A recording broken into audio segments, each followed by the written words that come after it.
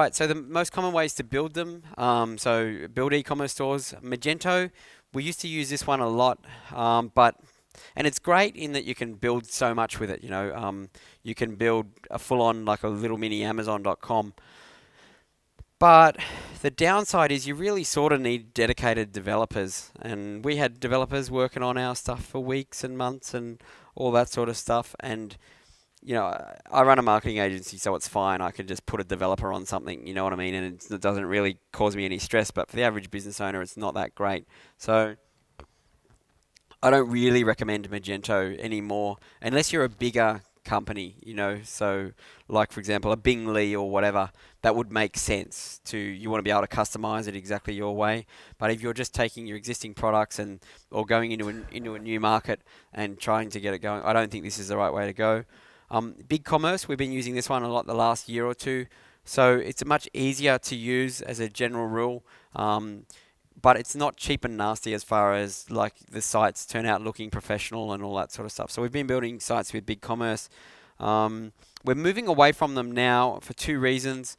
One is support. We haven't been happy with their support. You log a ticket and don't necessarily hear back from them, that sort of thing, which is a showstopper for us. And the other is responsive. Their templates don't really do that whole adjust for different browsers so well yet, which is sort of another problem.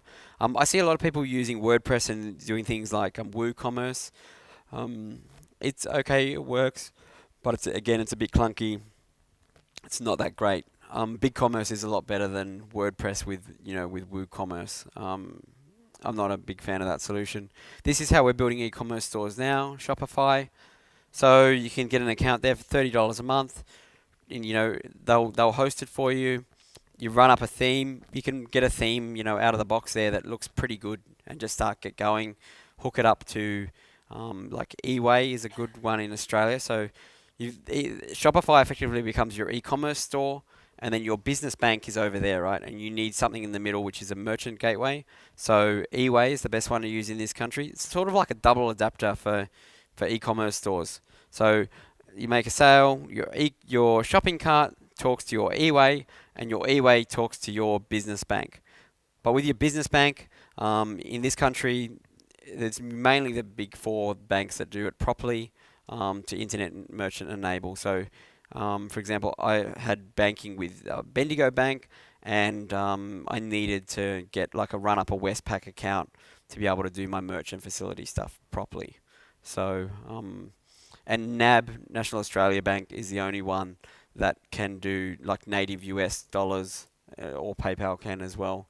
So if you're selling overseas, to be able to do native US accounts. But I've found Westpac to be the best of the lot as far as dealing with those, the merchant gateways. They're quick, they're easy, and eWay is the bit in the middle that you need. So Shopify also has some, really advanced features in there, which I'll get into in a minute, like cart abandonment and that sort of stuff. And it's got good responsive themes that adjust depending on the size of the browser. So if you're going to run up a new e-commerce store, I'd recommend give that a go and see if it's right for you.